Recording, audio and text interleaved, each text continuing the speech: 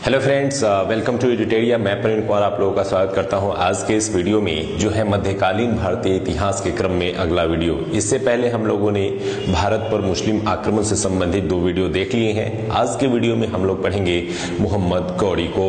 तो मोहम्मद गौरी से क्या क्या प्रश्न आ सकते हैं उस पर विशेष फोकस रहेगा। साथ ही साथ इस चैप्टर को आप कैसे बेहतर रूप में समझ सकें, इसके लिए मैप के माध्यम से हम लोग इसे समझने का प्रयास करेंगे। और इसे समझने के लिए यह भी आवश्यक है कि इससे पहले जो 2 मुस्लिम आक्रमण से जुड़े हुए वीडियो अपलोड किए गए हैं, जिसके लिंक डिस्क्रिप्शन में आपको दिखाई देंगे, उसे निश्चित रूप से आप देख लें, क्योंकि वो देख लेंगे तो ये चैप्टर समझना थोड़ा सा आसान हो जाएगा। तो चलिए थोड़ा सा बैकग्राउंड की ओर चर्चा करते हैं और फिर आएंगे हम लोग इस टॉपिक पे और इस टॉपिक के महत्वपूर्ण बिंदुओं को पढ़ेंगे। सबसे पहले आज हम लोग पढ़ने वाले हैं संसवानी वंश, जिसका महत्वपूर्ण जो शासक था उसका नाम था शहाबुद्दीन मोहम्मद गौरी, जिसे हम लोग मोहम्मद गौरी के नाम से ही जानते हैं।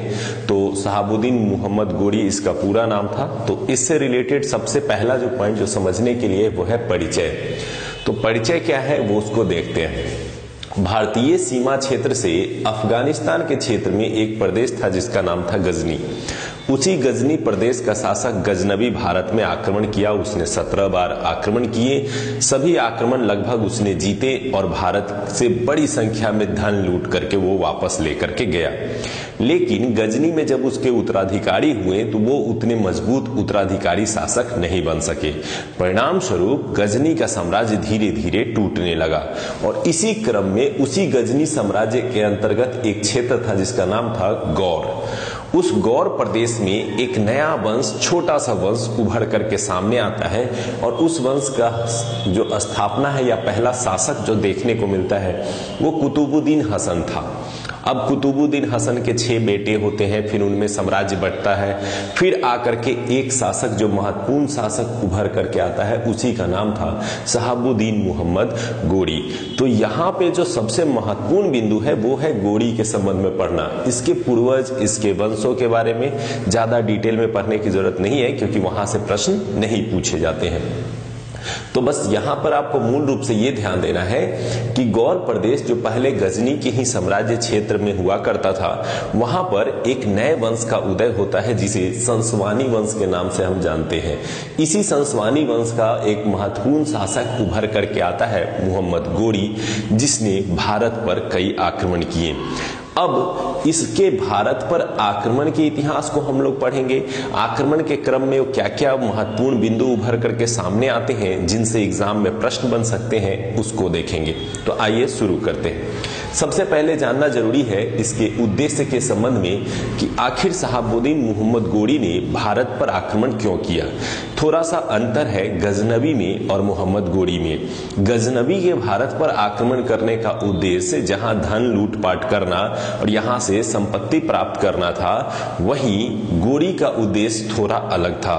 वह मुस्लिम साम्राज्य का विस्तार भारतीय सीमा तक करना चाहता था और अपने साम्राज्य का विस्तार करना चाहता था।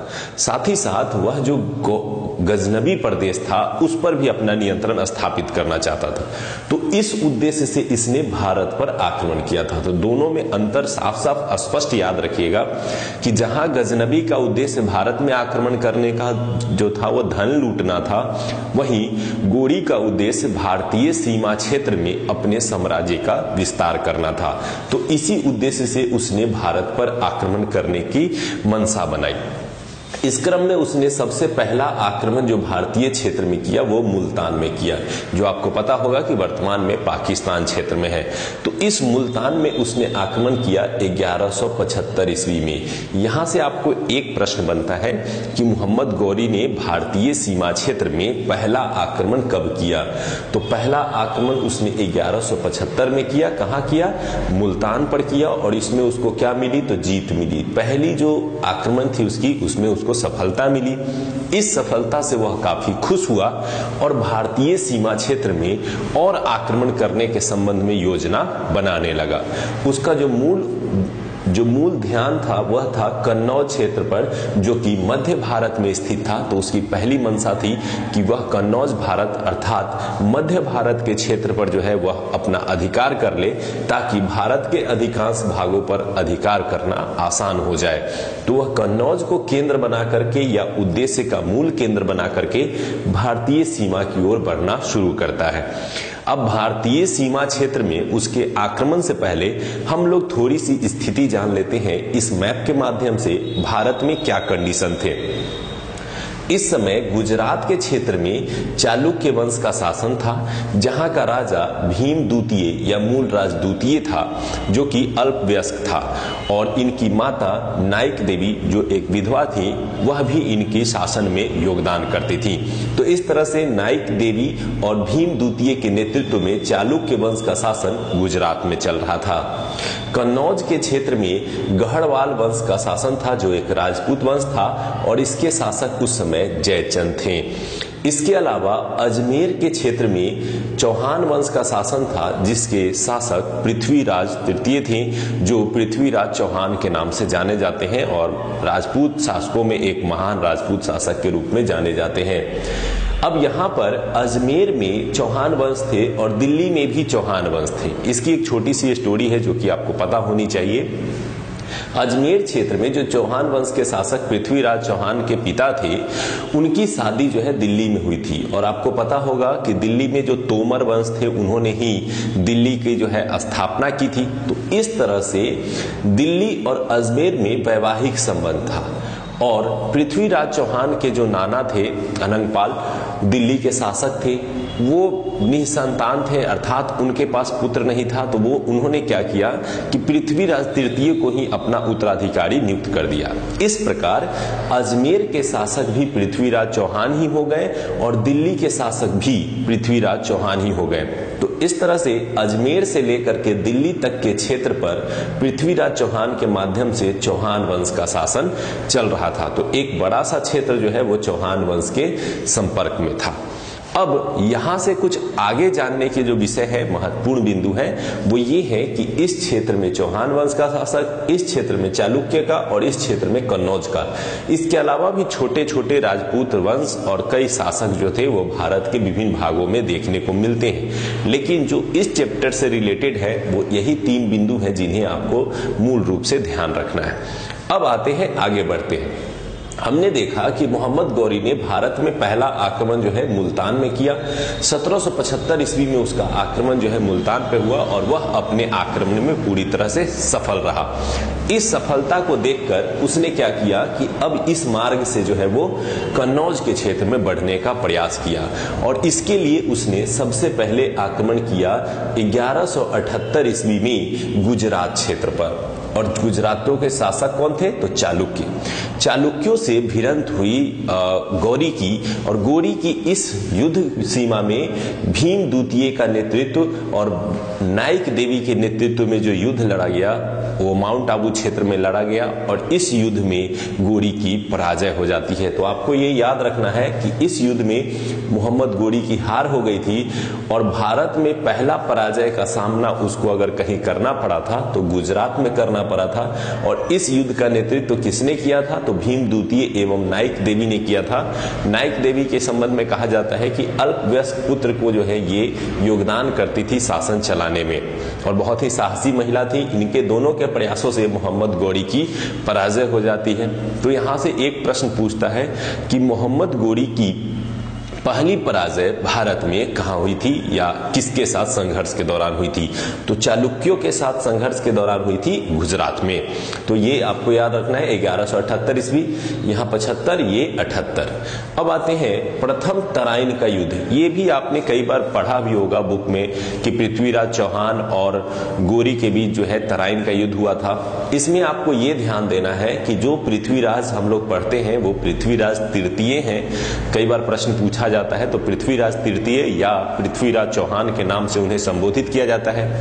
इस युद्ध में क्या हुआ कि 1191 में जब गौरी ने पृथ्वीराज के खिलाफ अजमेर क्षेत्र में आक्रमण किया, तराइन के क्षेत्र में यह लड़ाई लड़ी गई, तो इसमें गौरी को बुरी तरह से पराजय का सामना करना पड़ा और वह भाग खड़ा हुआ।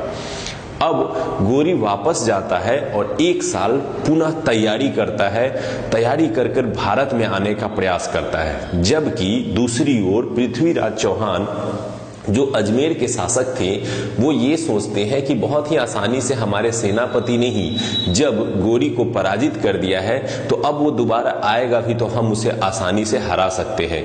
तो चौहान यहाँ पे तैयारी नहीं कर रहा था, जबकि गोरी जाकर के वह अपने गौड़ प्रदेश में तैयारी कर रहा था अगले आक्रमण की। और इस दौरान पृथ्वीराज चौहान जहां अपने सैनिकों को संगठित नहीं कर रहा था, वहीं गोरी को 2 सेनापति मिलते हैं जो कि बहुत ही महत्वपूर्ण है। बाद में हम लोग पढ़ेंगे इसको, कुतुबुद्दीन ऐबक और बख्तियार खिलजी। ये सेनापति के सहयोग से वो भारत आने का प्रयास करता है। दूसरी ओर पृथ्वीराज चौहान ना तो उनके संबंध चालुक्यों के साथ अच्छे थे, ना तो उनके संबंध कन्नौज के साथ अच्छे थे। इसका रीजन था कि राजपूत शासकों में अपने अपने क्षेत्रों के लेकर के कई बार संघर्ष देखने को मिलते हैं और एकता नहीं देखने को मिलती है, जो भी पृथ्वीराज चौहान के द्वितीय तराइन युद्ध में पराजय का कारण बनता है। इसके अलावा आपने पढ़ा भी होगा कि पृथ्वीराज चौहान ने कन्नौज के क्षेत्र पर आक्रमण करते हुए इनकी पुत्री जयचंद की पुत्री जो संयोगिता थी उसका अपहरण करके उससे जो है प्रेम विवाह किया था, या फिर ये भी कहा जाता है कि स्वयंवर से उसको प्रेम विवाह के तहत जो है वो वापस ले आए थे।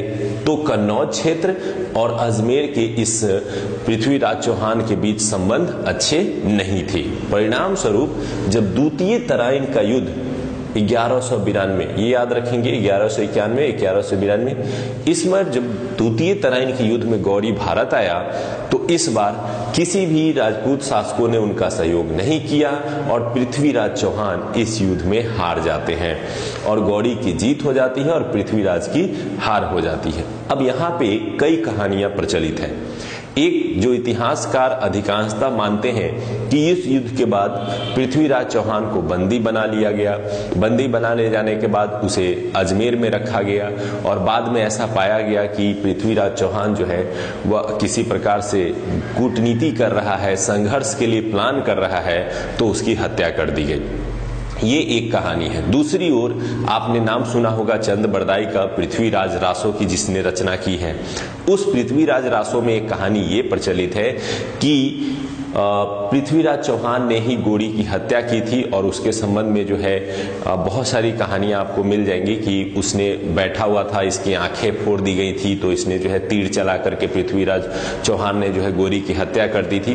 तो अलग अलग कहानियां हैं, लेकिन आपसे जो प्रश्न पूछे जाएंगे वो केवल तराइन युद्ध से प्रश्न पूछे जाएंगे, इससे जुड़ा हुआ कहानियों से जुड़ा हुआ प्रश्न नहीं पूछा जाएगा। अब जो ये दोनों युद्ध के पश्चात जो महत्वपूर्ण बिंदु है जो ध्यान रखना है वो ये रखना है कि इस युद्ध के बाद भारत में मुस्लिम सत्ता की स्थापना हुई। ये प्रश्न पूछता है कि भारत में मुस्लिम संस्था के संस्थापक के रूप में किसे जाना जाता है। तो वास्तव में मोहम्मद बिन कासिम सबसे पहले आया था, उसके बाद गजनबी आया था, उसके बाद गोरी आया था, लेकिन ना तो कासिम ना ही गजनबी भारत में मुस्लिम सत्ता स्थापित कर पाया था। वास्तव में भारतीय सीमा क्षेत्र में मुस्लिम सत्ता स्थापित अगर किसी ने किया था तो वो किया था गोरी ने। और इससे ये प्रश्न पूछता है कि भारत में मुस्लिम सत्ता के संस्थापक के रूप में किसे जानते हैं। साथ ही साथ भारत में मुस्लिम सत्ता की स्थापना हो गई, मुस्लिम सत्ता के विकास होने लगा और यहीं से फिर आपको देखने को मिलता है कि जो ये लोग भारत में आए थे इनका उद्देश्य अब केवल धन लूटना नहीं रह गया था, बल्कि भारत में रहकर भारतीय सीमा क्षेत्र में शासन करना हो गया था। तो इससे भी आपको एक प्रश्न पूछा जा सकता है, तो इसे ध्यान रखेंगे। अब आते हैं अगले बिंदु की ओर।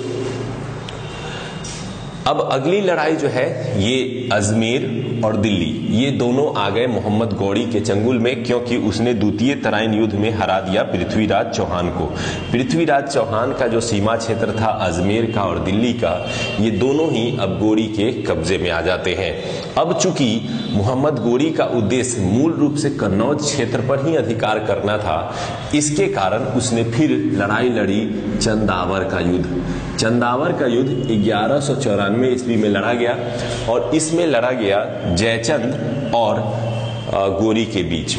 अब आपने पढ़ा था कि दोनों के बीच जो चौहान वंश थे या यहाँ पे गढ़वाल वंश थे, इन दोनों के बीच संबंध अच्छे नहीं थे। यही कारण था कि जयचंद ने पृथ्वीराज चौहान की सहायता नहीं की थी, और जब पृथ्वीराज चौहान हार गए तो जयचंद को हराना भी गोरी के लिए आसान हो गया। परिणाम स्वरूप इस चंदावर के युद्ध में गोरी की जीत हो गई और जयचंद की पराजय हो गई, और देखते ही देखते इस सीमा क्षेत्र के जो प्रमुख शासक थे वो हार करके बाहर हो गए, और गोरी का लगभग साम्राज्य पर जो है अपना एक अच्छा खासा दायित्व या कब्जा जो है वो बन गया। अब यहाँ पे एक नोट में पॉइंट है जो ऑब्जेक्टिव में पूछा जाता है।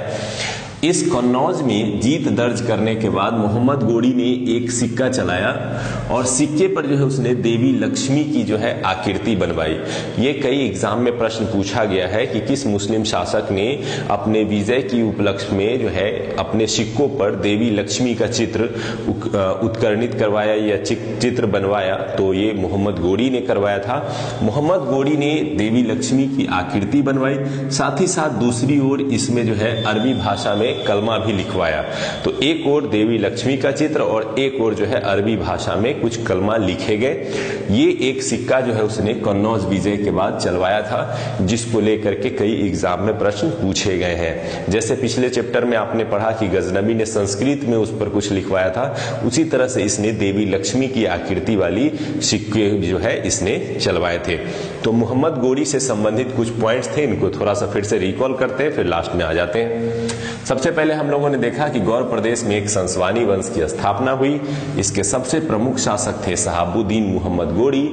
इसने भारत पर आक्रमण किया अपने साम्राज्य की स्थापना और साम्राज्य विस्तार के उद्देश्य से। पहला आक्रमण 1175 में मुल्तान के विरुद्ध किया। दूसरा आक्रमण जो महत्वपूर्ण आक्रमण है 1178 में गुजरात के खिलाफ, जिसमें उसको पराजय का सामना करना पड़ा। उसके बाद तराइन का प्रथम युद्ध और तराइन का द्वितीय युद्ध। इसके अलावा जो सबसे महत्वपूर्ण युद्धों में था वो था चंदावर का युद्ध। इन सभी युद्धों में अगर सबसे महत्वपूर्ण युद्ध का किसी को दिया जाता है तो तराइन का द्वितीय युद्ध सबसे महत्वपूर्ण माना जाता है, क्योंकि इसी युद्ध के पश्चात जो है भारत में मुस्लिम सत्ता की स्थापना हुई। मोहम्मद गोरी की यह प्रमुख जीत साबित हुई और वह भारतीय सीमा में अपनी पैठ जमा पाया था। अब आते हैं, गोरी इस क्षेत्र पर विजित करने के बाद अपने सेनापति को यहाँ छोड़ देता था और वापस चला जाता था गौर प्रदेश में। अब इस बार क्या हुआ कि जब वह ये सारे जीत करके गौर प्रदेश गया तो उसका गजनी के क्षेत्र से एक संघर्ष हुआ, जिस गजनी के क्षेत्र में वो हार गया। तो पुनः भारत आया। पुनः भारत वो जब सबसे अंतिम बार भारत आया वो 1205 ईस्वी में आया, और 1205 ईस्वी में आकर के उसने खक्कर जनजाति, जो एक जनजाति क्षेत्र था सीमा प्रांत क्षेत्र में, उसको हरा करके वो भारतीय सीमा में पहुंचा और फाइनल डिसीजन लिया कि नहीं, फिर से मुझे वापस जाना है। वापस जाने के लिए उसने 1206 में यह निर्णय लेकर के जब वह वापस लौट रहा था तो उसी खक्कर जाति समूह ने जो है उसकी हत्या कर दी। कहा जाता है कि वो आते समय उसको जीतते हुए आया था और जाते समय वो जनजाति इंतजार कर रही थी कि वापस लौटो, इस बार तो हम तुम्हारा काम खत्म करेंगे। नतीजा ये हुआ कि मोहम्मद गौरी जब वापस जा रहा था तो खक्कर जातियों ने उसकी हत्या कर दी, और इस तरह से 15 मार्च 1206 ईस्वी को हत्या हो गई मोहम्मद गौरी की। और जो भारतीय साम्राज्य जो जीता हुआ क्षेत्र था, अब वह अपने एक दास कुतुबुद्दीन ऐबक को सौंप करके गया था। तो इस प्रकार से इस पूरे क्षेत्र का मालिक बन जाता है कुतुबुद्दीन ऐबक। अब यहां से 2 पॉइंट हैं जिनसे प्रश्न पूछे जाते हैं, थोड़ा सा उसको भी डिस्कस कर लेते हैं। एक है कुतुबुद्दीन ऐबक और एक है बख्तियार खिलजी, जो 2 प्रमुख सेनापति में थे मोहम्मद गौरी के। कुतुबुद्दीन ऐबक इस सीमा प्रांत क्षेत्र में ही अपने शासन व्यवस्था को मजबूत करने में लगा रहता है, और 1206 में उसने एक नए वंश की स्थापना की जिसे दास वंश या मामलूक वंश के नाम से जाना जाता है। तो दास वंश, गुलाम वंश, मामलूक वंश की स्थापना 1206 ईस्वी में किसने की? कुतुबुद्दीन ऐबक ने की।